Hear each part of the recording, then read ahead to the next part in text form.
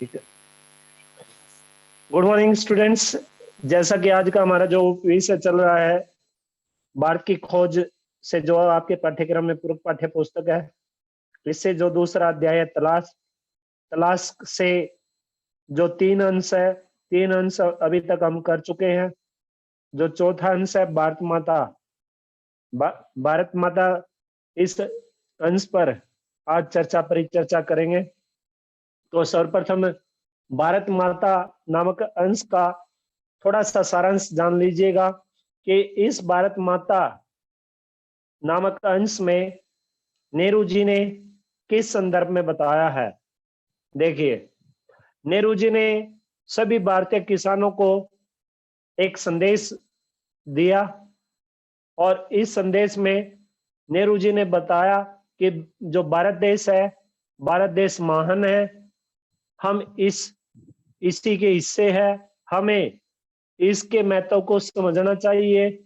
और जब भी किसी भी सभा में नेहरू जी जाते तो नेहरू जी लोगों को भारत देश से, भारत देश की संस्कृति से, भारत देश की सभ्यता से, भारत देश के ग्रंथों से लोगों को अच्छे से अवगत कराते और इस विशाल भारत देश के संदर्भ में बताते और लोगों को ये संदेश भी देते कि भारत की आजादी के लिए हमें लगातार संघर्ष करना चाहिए और इसके साथ साथ हर एक हिस्सा, इस देश का प्रत्येक हिस्सा अलग नहीं है बल्कि एक है और हर एक हिस्से का नाम भारत देश है।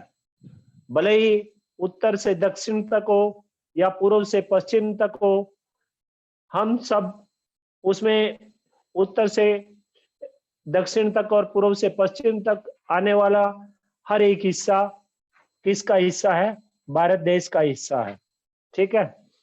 फिर दूसरी जो बात इसमें बताई है, नेहरू जी ने किसानों की समस्याओं को उजागर किया है कि भारत देश कृषि प्रधान देश है और इस देश के जो किसान हैं, किसानों को बहुत सारी समस्याओं से गुजरना पड़ता है।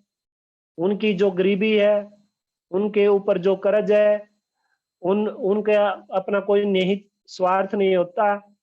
उनकी ये जो जमींदार है लोग है या महाजन है, ये इन पर क्या करते हैं, ये बहुत भारी भरकम मात्रा में इन पर कर लगा देते हैं, टैक्स लगा देते हैं और इस प्रकार से पुलिस भी इन पर बहुत सारे अत्याचार करती है और पुलिस के साथ साथ, पुलिस के अत्याचारों के साथ साथ इन गरीब किसानों को कई बार प्राकृतिक आपदाओं से भी जूझना पड़ता है, राजा महाराजाओं से भी जूझना पड़ता है जो जिस भी क्षेत्र में ये रहते हैं।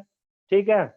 और इस तरह से कई बार तो आपने शायद देखा भी होगा कि देखा नहीं है, अगर देखा है तो फिल्मों में या नाटकों में भी देखा होगा और वैसे सुन भी रखा होगा कि विदेशी हुकूमत ने भी क्या किया है, इन किसानों को प्रताड़ित किया है। लगान फिल्म देखी आपने? लगान, आमिर खान की, शायद आप सभी ने देखी होगी। उसमें ये इस प्रकार की जो समस्याएं है भारतीय किसान की, भारतीय किसान की समस्या को लगान फिल्म में आमिर खान जी ने उजागर किया है। ठीक है। अगर नहीं देखी है तो उसे देखना, मनोज कुमार की देखना फिल्में, उसमें ये ज्यादातर किसान समस्याएं मिलेंगी आपको। ठीक है। फिर तीसरी जो बात बताई है नेहरू जी ने इसमें, भाईचारे की, विश्व बंधुत्व का जो संदेश नेहरू जी ने इसमें देना चाहा है।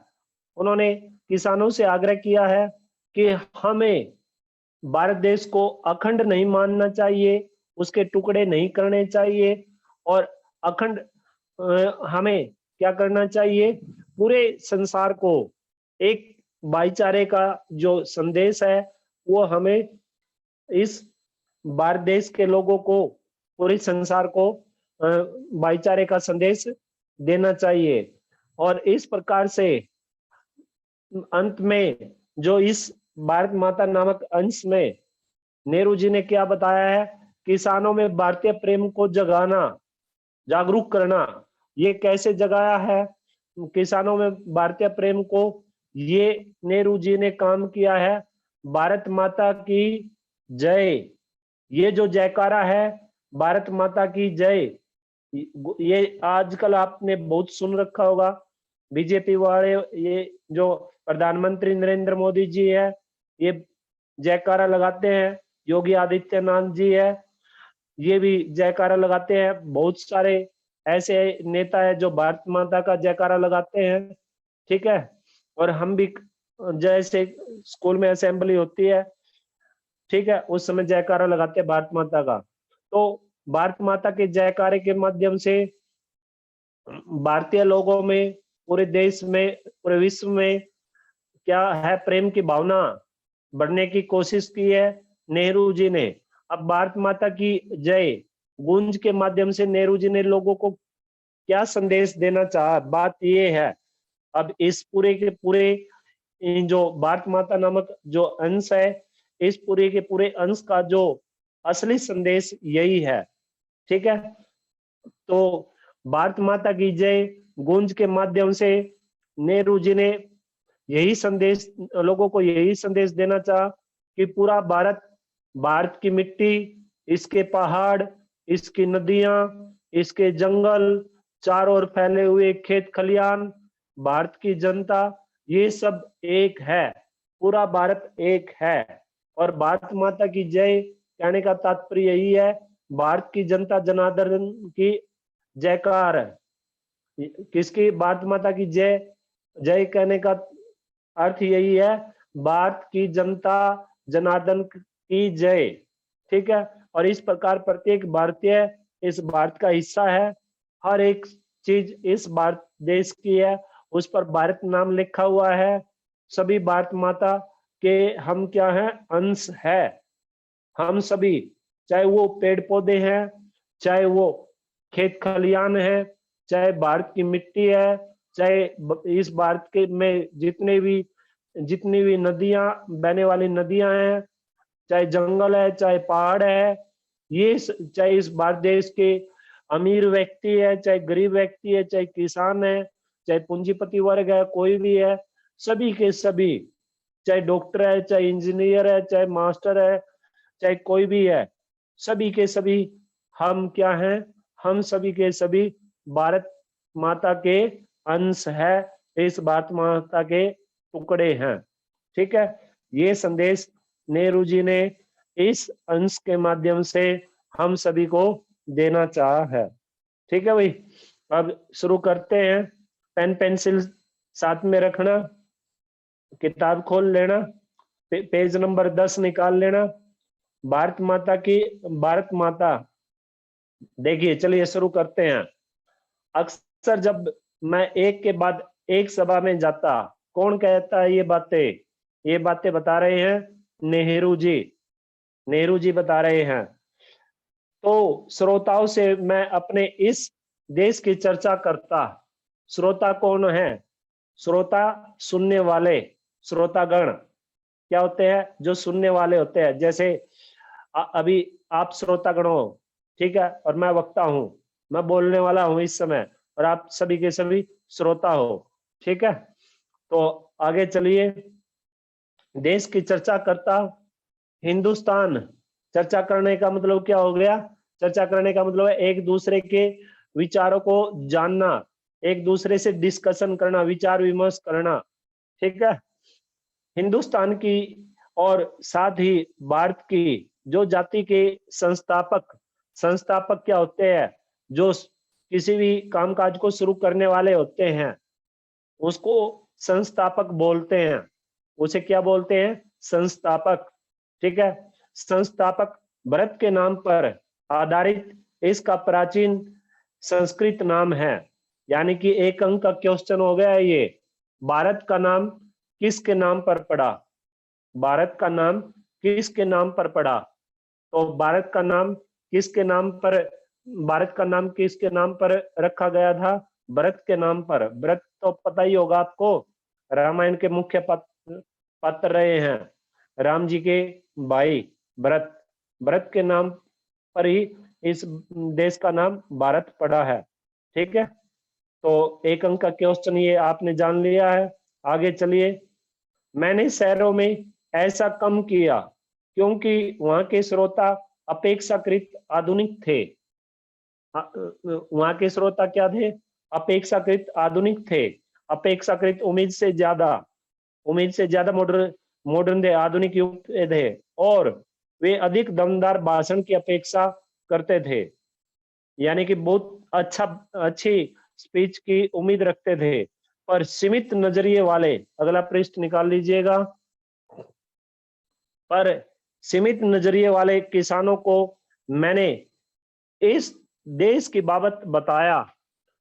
इस देश की बाबत बताया। बाबत होता है बारे में, उसके बारे में, उस देश के बारे में बताना, किसी भी चीज के संदर्भ में बताना, जिसकी मुक्ति के लिए हम संघर्ष कर रहे हैं।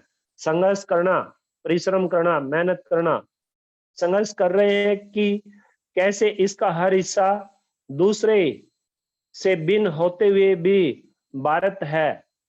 मैंने उन्हें उत्तर से दक्षिण और पूर्व से पश्चिम तक किसानों की सामान्य समस्याओं की जानकारी दी, और उस स्वराज की भी जो कुछ विशेष लोगों के लिए नहीं, सबके लिए, भारत के हर हिस्से के लिए एक सा होगा। मैंने उन्हें सुदूर उत्तर पश्चिम में खैबर पास से कन्याकुमारी, खैबर पास से कन्या कन्याकुमारी या केप कोमरिन तक अपनी यात्रा के बारे में बताया। ये जगहों के नाम दे दिए नेहरू जी ने। मैंने बताया कि कैसे हर जगह मुझसे किसानों ने एक जैसे सवाल पूछे, क्योंकि उनकी समस्याएं समान थी। गरीबी, कर्ज, निहित स्वार्थ, जमींदार, महाजन, भारी लगान और कर। कर का मतलब अंग्रेजी में इसे टैक्स बोलते हैं, जो हम ये तरह तरह के टैक्स सरकार को भुगतान करते हैं, तरह तरह के टैक्सों का भुगतान करते हैं। ठीक है, पुलिस के अत्याचार, और ये सब उस ढांचे में लिपटे हुए थे जिसे हमारे ऊपर विदेशी हुकूमत ने आरोपित किया था। साथ ही यह भी कि राहत भी सबके लिए आनी चाहिए। आरोप लगा देना, उस पर मर देना, थोप देना। ठीक है, मैंने इस बात की कोशिश की कि मैंने इस बात की कोशिश कि वे भारत को अखंड मानकर, अखंड होता है जिसके टुकड़े ना किए जा सके। अनेक शब्दों के लिए एक शब्द हो गया, ये वाक्यांश हो गया। ये अनेक शब्दों के लिए एक शब्द, यानी कि जिसके टुकड़े ना किए जा सके तो क्या बन जाएगा? अखंड। ठीक है, जो ईश्वर में विश्वास रखता है आस्तिक, जो ईश्वर में विश्वास नहीं रखता है नास्तिक। इस प्रकार के वाक्यांश पढ़कर आते हो ना आप व्याकरण में। चलिए आगे चलते हैं। भारत को अखंड मानकर उसके बारे में सोचे, साथ ही थोड़ा बहुत उस विराट विश्व के बारे में भी सोचे। विराट, विराट होता है विशाल काय, बहुत बड़ा, जिसका आकार बहुत ज्यादा हो, जिसके हम एक हिस्से हैं। यह काम बहुत आसान नहीं था, पर उतना मुश्किल भी नहीं था। कौन सा काम इतना आसान नहीं था? उपयुक्त पंक्तियों में जो कुछ हम पढ़कर आ चुके हैं। जैसा मैंने सोचा था, हमारी प्राचीन हमारे प्राचीन महाकाव्यों, पुरा गाथाओं, यानी कि पुरानी जो कथाएं हैं, दंत कथाओं की उन्हें पूरी जानकारी थी। इस साहित्य ने हमें इस साहित्य ने अपने देश की अवधारणा, अवधारणा क्या होती है? विचारधारा। अवधारणा क्या होती है? विचारधारा। अवधारणा से उन्हें परिचित करा दिया था। इन लोगों में से हमेशा कुछ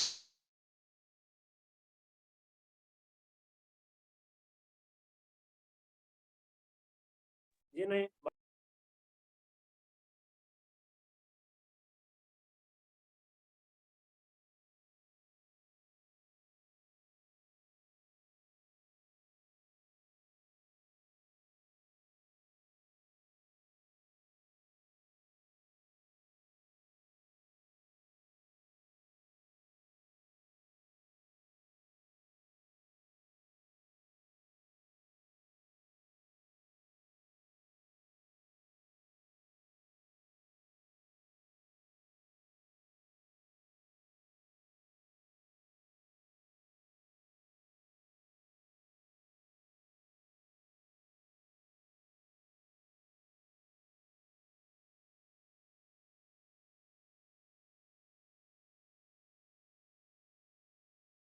चकित करना ये मुहावरा है। चकित करने का मतलब होता है हैरान कर देना। चकित करना, हैरान करना, ये मुहावरे का प्रयोग किया है नेहरू जी ने अपनी बादशाही में। आगे चलिएगा। उनकी ठीक ठाक समझ में नहीं आता कि वे मुझे क्या जवाब दें, और तब वे एक दूसरे की ओर और फिर मेरी ओर ताकने लगते। ताकना, ताकना, ताकना भी ये मुहावरे का प्रयोग है। ताकने का मतलब होता है देखना, किसी की ओर देखना। ठीक है, ताकने का मतलब क्या हो गया? देखना। ठीक है भाई, आगे चलिएगा। मैं बार बार सवाल करता जाता, आखिर एक हट्टा कट्टा जाट जिसका न जाने कितनी पीढ़ियों से मिट्टी से अटूट नाता है। अटूट, अटूट क्या होता है? अटूट का मतलब होता है घनिष्ठ, पक्का।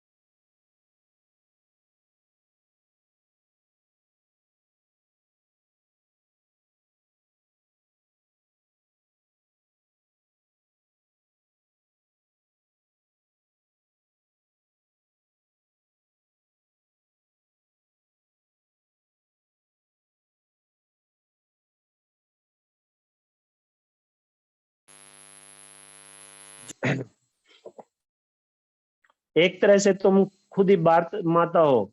जैसे जैसे ये विचार धीरे धीरे उनके दिमाग में बैठता जाता, उनकी आंखें चमकने लगती, मानो उन्होंने कोई महान खोज कर ली हो।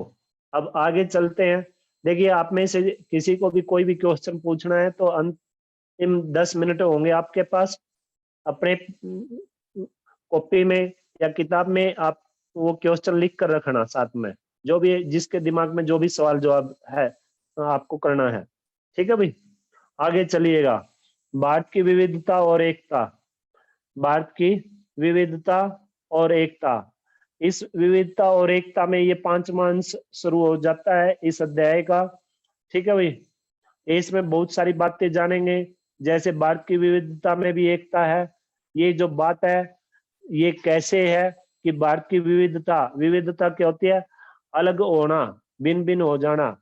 ठीक है, कि इसमें नेहरू जी ने बताया कि भारत में विविधता होते हुए भी एकता है। पूरा भारत, पूरे भारत के लोगों में खान पान, रहन सहन, पहनावा, उनकी भाषा, उनका शारीरिक और मानसिक रूप में विविधता देखने को मिलती है, लेकिन फिर भी भारत जो देश है वो एक ही है। भारत के सीमांत प्रदेशों के साथ जुड़े हुए जो अन्य देश भी है, उसके भी भारत क्या करता है? उसका भी मान सम्मान भारत देश करता है। चाहे वो अफगानिस्तान है, जो सीमाओं से जुड़े हुए जो अन्य देश है, चाहे वो पाकिस्तान है, चाहे चाइना है, चाहे बांग्लादेश है, चाहे नेपाल है, चाहे भूटान है, चाहे श्रीलंका है, ये जितने भी देशों की सीमाएं भारत देश की सीमाओं से लगती है, इन सभी का भारत देश क्या करता है, मान सम्मान करता है। ठीक है। और फिर पड़ोसी देशों के साथ भारत देश अच्छे संबंध, भारत देश ने हमेशा ही अच्छे संबंध बनाए रखे हैं। चाहे वो पड़ोसी देश वो चाहे उसमें कोई भी जाति रहती हो, चाहे इस्लाम जाति रहती हो, चाहे हिंदू जाति रहती हो, चाहे फिर कोई अन्य जाति रहती हो, चाहे बौद्ध हो।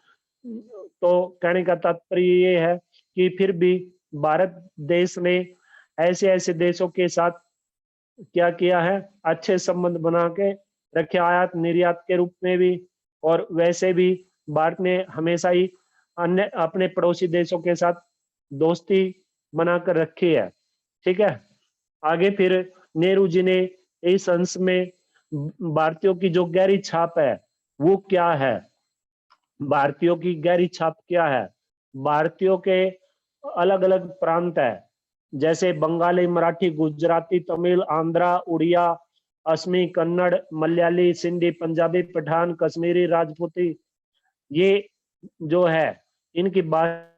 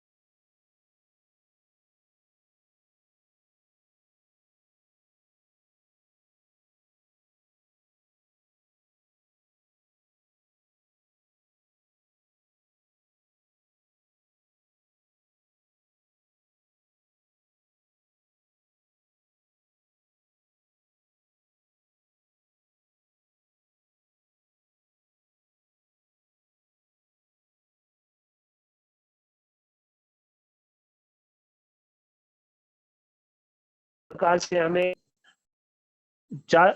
क्या करना चाहिए, एक भाईचारे की जो भावना है वो पूरे के पूरे विश्व में ये भाईचारे की भावना हमें फैला देनी चाहिए। हमें आपस में एक दूसरे के संग लड़ाई झगड़ा न करके भाईचारे की विश्व बंधुत्व की जो भावना है वो दिखानी चाहिए। ठीक है। अब देखिए, जिले और राज्य के तमाम टुकड़ों की फिर पूरे भारत की मिट्टी, प्रश्नोत्तर का यह सिलसिला तब तक चलता रहता जब तक वे प्रयत्न करते रहते और आखिर में कहते कि भारत वह सब कुछ तो है ही जो उन्होंने सोच रखा है, उसके अलावा भी भारत बहुत कुछ है। भारत के पहाड़ और नदियां, जंगल और फैले हुए खेत जो हमारे लिए खाना मुहैया करते हैं, सब हमें प्रिय हैं। लेकिन जिस चीज का सबसे अधिक महत्व है वह है भारत की जनता, उनके और मेरे जैसे तमाम लोग, वे सब लोग जो इस विशाल धरती पर चारों ओर फैले हैं। भारत माता मूल रूप से यही लाखों लोग हैं और उसकी जय का अर्थ है इसी जनता जनार्दन की जय। मैंने उनसे कहा कि तुम भारत माता के हिस्से हो। किसको कहा? जो किसान भाइयों को जब नेहरू जी संबोधित कर रहे थे। ठीक है। भारतीय जनता को जब भी वो संबोधित करते थे, एक तरह से तुम खुद ही भारत माता हो। जैसे जैसे यह विचार धीरे धीरे उनके दिमाग में बैठता जाता, उनकी आंखें चमकने लगती और मानो मानो में अनुस्वार बिंदु लगा लेना, क्योंकि आपकी पुस्तक में मानो में अनुस्वार बिंदु नहीं लगा हुआ है। मानो उन्होंने कोई महान खोज कर ली हो।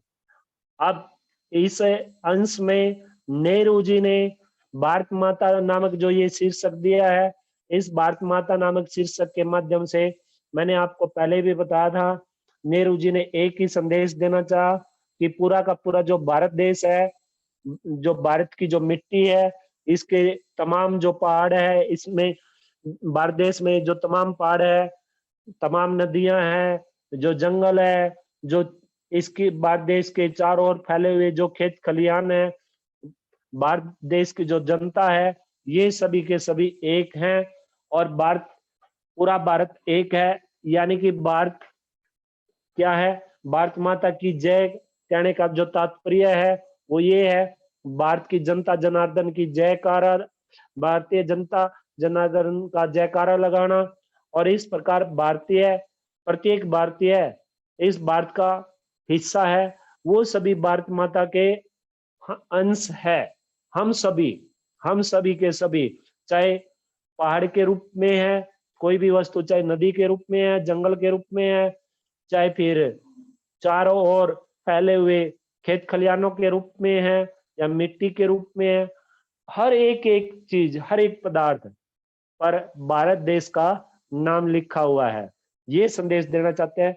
और असली मूल जो संदेश है वो यही है कि हमें हमेशा ही एकता बनाए रखनी चाहिए, हमें भाईचारा बनाए रखना चाहिए।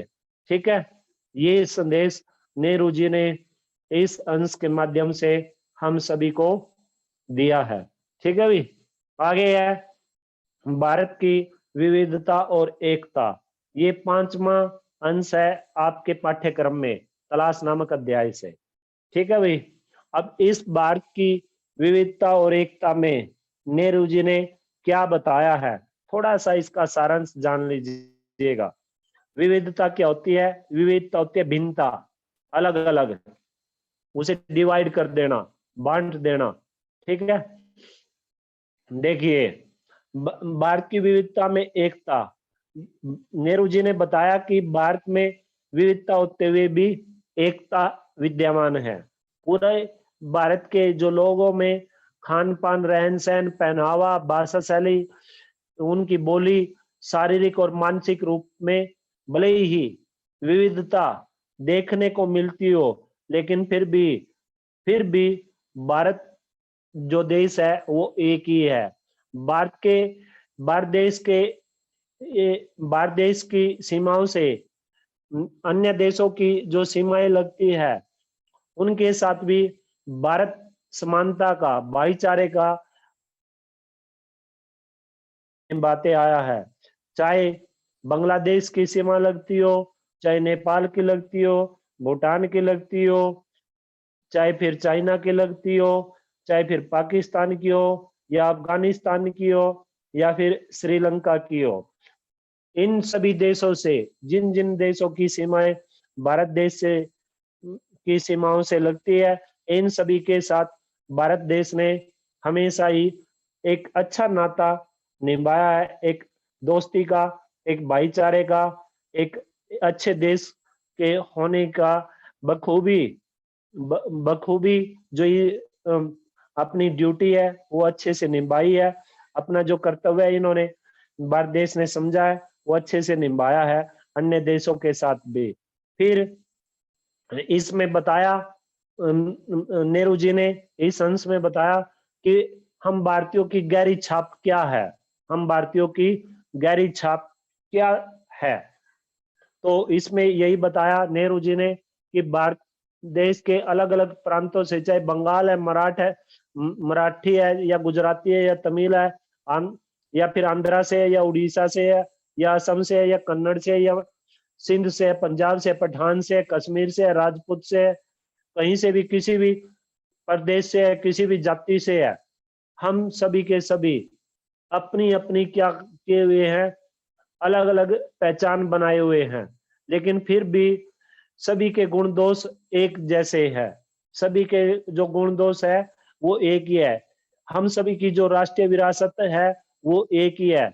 नैतिकता हमारी एक ही है। ठीक है, हम सबकी नैतिकता एक ही है। हमारी जो ड्यूटी है वो एक ही बनती है हम सबकी। वैसे हम अपने पूरे देश प्रदेश में, पूरे विश्व में अलग अलग के लिए जाने जाते हैं। जैसे हम हरियाणवी हैं, हम हरि पूरे देश किसके लिए जाने जाते हैं?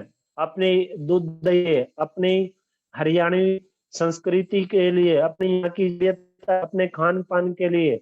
यहाँ की फसलों के लिए, उद्योग धंधों के लिए, जैसे पानीपत है, पानीपत उद्योग धंधों के लिए जाना जाता है।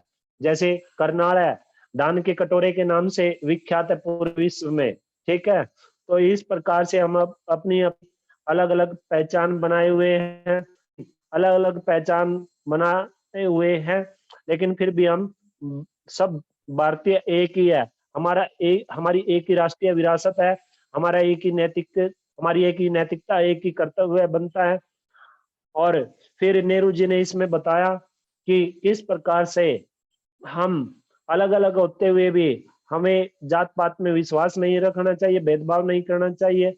हमें पूरे के पूरे विश्व को एक विश्व बंधुत्व की भावना का जो संदेश है वो हमें क्या करना चाहिए, पूरे विश्व में पहुंचाना चाहिए, पूरे विश्व में उसका प्रचार प्रसार होना चाहिए।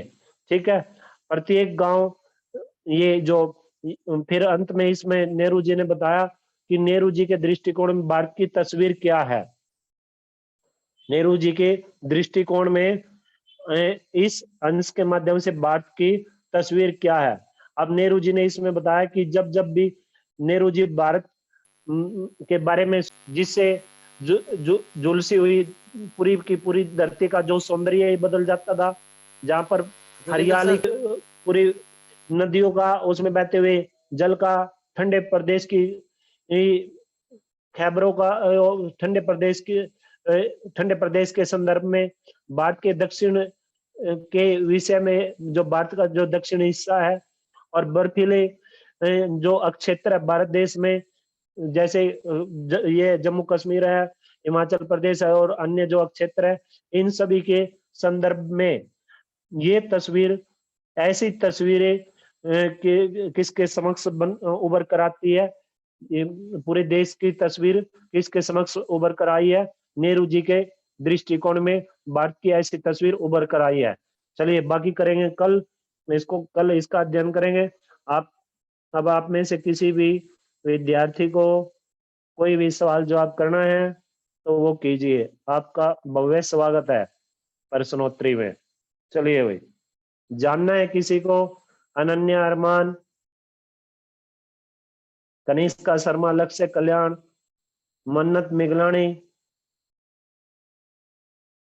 मानसी,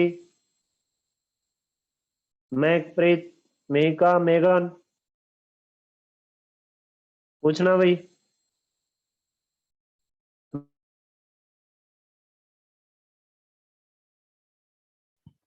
कनिष्का बेटा पूछ लीजिए sir. Hello Joginder sir, unmute yourself, unmute Joginder sir.